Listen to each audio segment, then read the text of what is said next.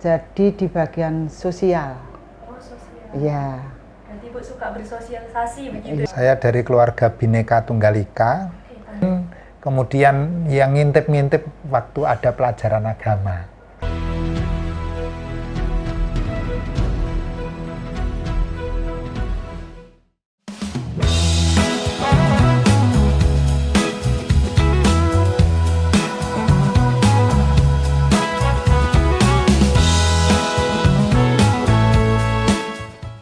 Halo Sobat Katedral, perkenalkan nama aku Karuna Esther dan kalian bisa panggil aku Nana di segmen Kesaksian Iman. Nah, ngomong-ngomong soal iman nih, pasti perjalanan iman itu pasti banyak ceritanya, suka dukanya. Nah, kali ini kita akan mendengarkan cerita itu dari narasumber spesial kita. Pasti kalian pada penasaran nih di sini. Nah, tanpa berlama-lama lagi kita sambut saja kedua narasumber spesial kita. Nah, Bapak Ibu mungkin kalau kata orang-orang tuh tak kenal maka tak sayang, tapi kalau kata saya tak kenal mari kita kenalan. Nah, silahkan Bapak Ibu bisa mulai perkenalan, punya nama lengkap, terus asalnya dari mana.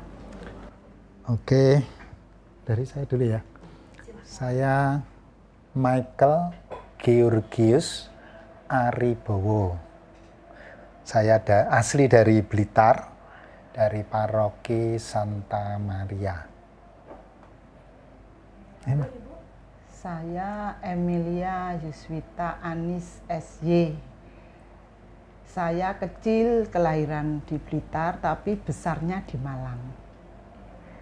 Saya dari Katedral Malang Oh, aslinya. Ya. Di sini juga di katedral. Di sini juga. di Surabaya di Katedral juga. Nah, Bapak Ibu ini sama-sama dari Blitar. Itu ketemunya di Blitar atau bagaimana, Ibu? Bapak, silahkan ceritakan. Saya dulu. Iya, oke. Silakan. Saya ketemunya waktu mengajar di SMP Koryesu Malang. Oh, di Malang. Iya. Baik.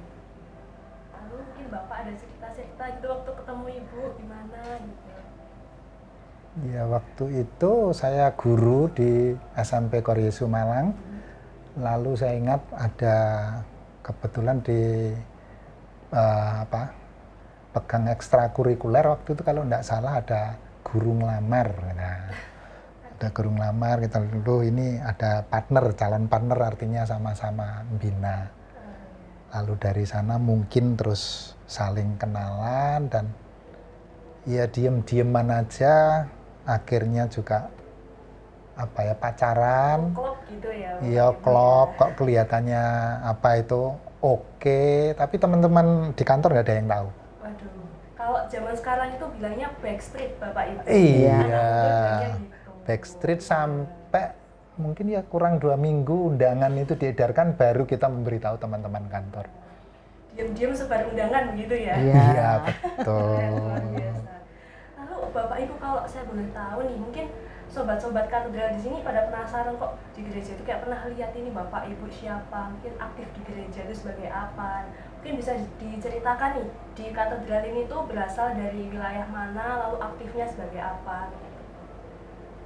Ya, kami dari wilayah 3, dari lingkungan Emmanuel, lingkungan E. Kalau di lingkungan saya pernah menjadi ketua lingkungan 2 periode, lalu kemudian saat ini masih bersama-sama tim untuk liturgi di lingkungan.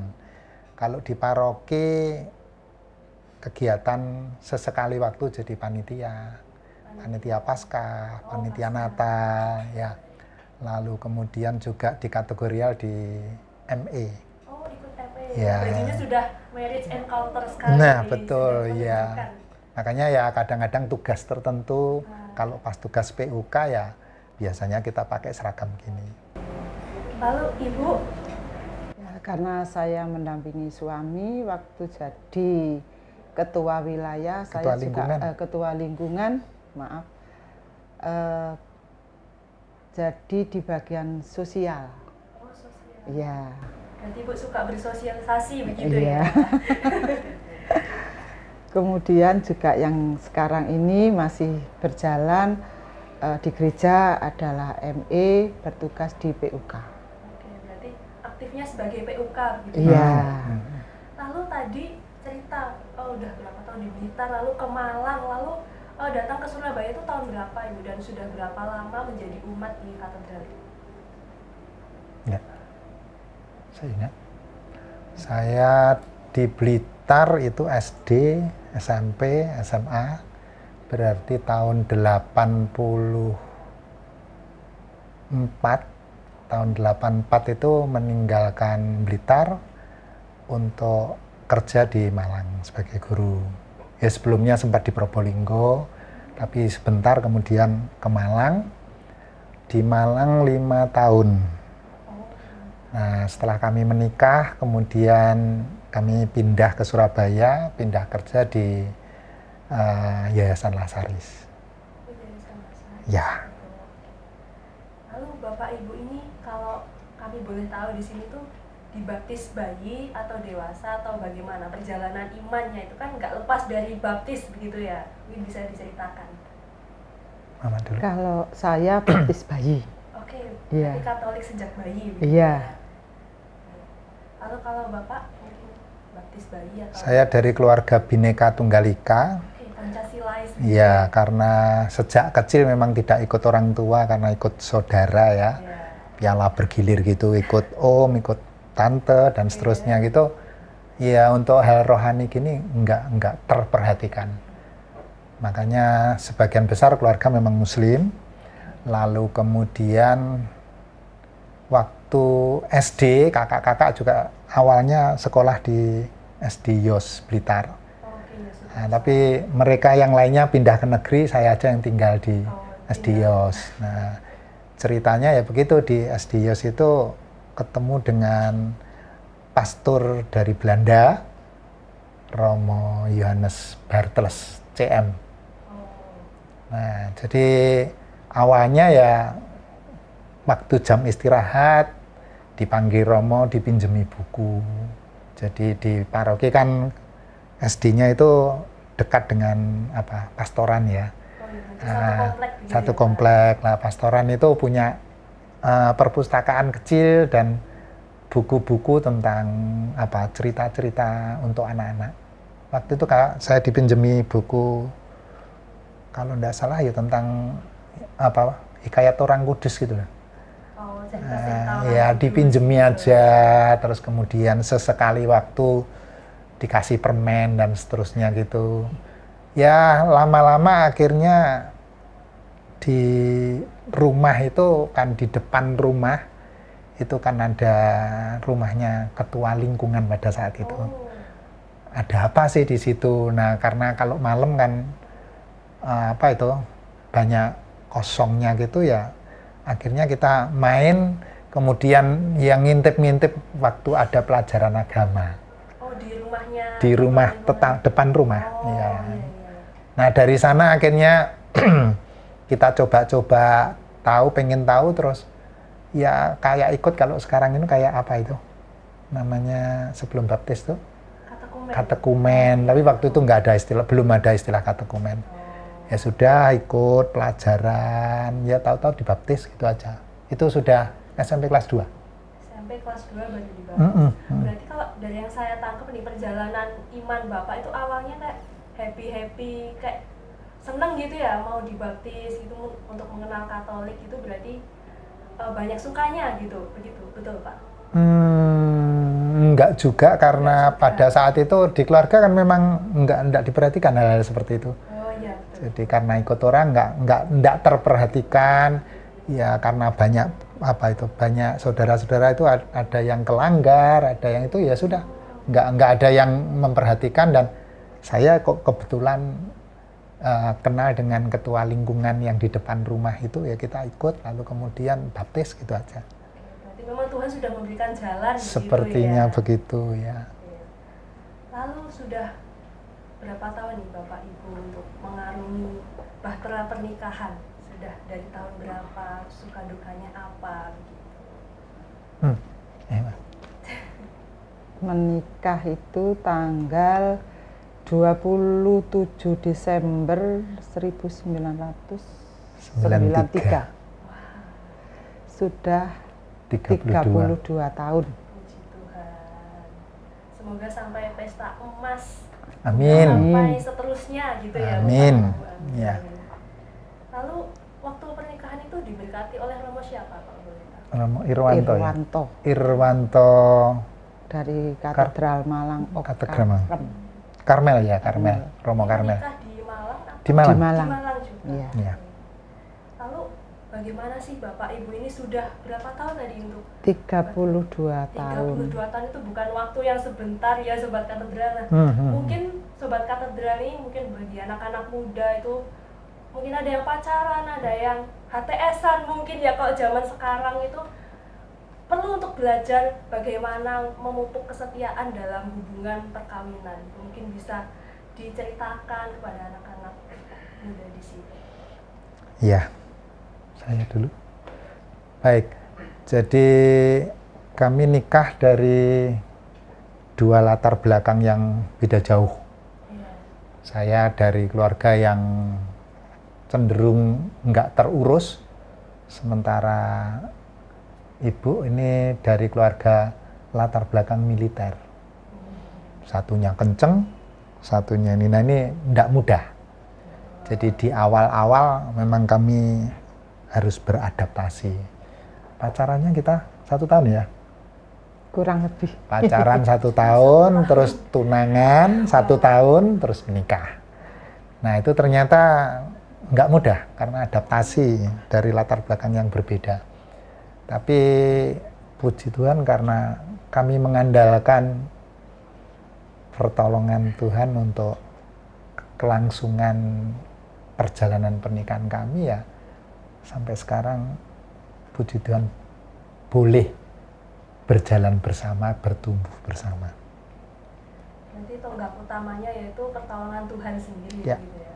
Mungkin kalau dari Bapak Ibu sendiri, kegiatan apa sih yang bisa bikin hubungan pernikahan ini lebih erat gitu? Kegiatan mungkin kegiatan di gereja, mungkin kegiatan sosial, mungkin kayak Ibu tadi suka berkegiatan sosial gitu, mungkin bisa diceritakan.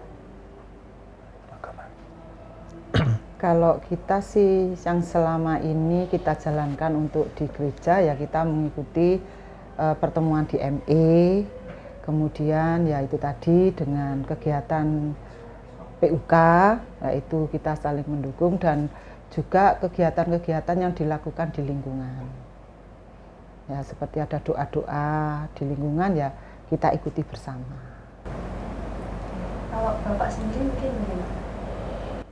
Ya pada saat awal-awal tadi saya katakan perjalanannya tidak mudah karena adaptasi ya, adaptasi dari dua kultur yang berbeda ya. Iya. Ya, lalu kemudian ya setelah sekian belas tahun ya terus kemudian ada kegiatan ME itu jadi lebih tahu lagi. Lebih tahu lewat ME ada nuansa baru, pengetahuan baru bagaimana mempererat relasi antar pasutri, dan itu menurut saya cukup berguna banget. Jadi keluarga-keluarga muda yang di paroki saya pikir baik banget mempertimbangkan untuk ikut aja kegiatan ini karena di situ banyak hal baru yang bisa membuat kita semakin dekat dalam berelasi. Nah, Bapak Ibu, kalau dari pengalaman teman-teman muda, sobat-sobat katedral itu kadang-kadang halangan dalam hubungan itu kadang rasa bosan gitu ya. Mungkin Bapak Ibu gimana sih cara mengatasi rasa bosan itu sendiri? Yang cenderung untuk memisahkan suatu hubungan itu pasti rasa bosan. Kalau anak-anak zaman sekarang begitu ya. Mungkin bisa kasih pesannya bagaimana? Ada? Ya, jadi tentu yang namanya dinamika dalam berumah tangga, apa kami juga beda pendapat? Ya pasti pernah ya, terutama menyangkut urusan pendidikan anak, bagaimana mendisiplinkan anak dan sebagainya. Kami beda kultur ya, punya sendiri-sendiri, tapi kalau dibicarakan bersama semuanya bisa oke. Nah kalau bosan pada titik tertentu memang ada. Tetapi balik lagi karena kita komitmen untuk ya dalam untung dan malang, ya bosan ya tetap dilakoni aja lah. Dilakoni sambil bersama-sama mencari kegiatan yang memungkinkan kita sama-sama bertumbuh. Kata kuncinya kami berdua bertumbuh. Jadi tidak saling mengekang, tetapi kita bertumbuh, dan itu yang membuat akhirnya kita bisa tetap happy aja lah. Ya.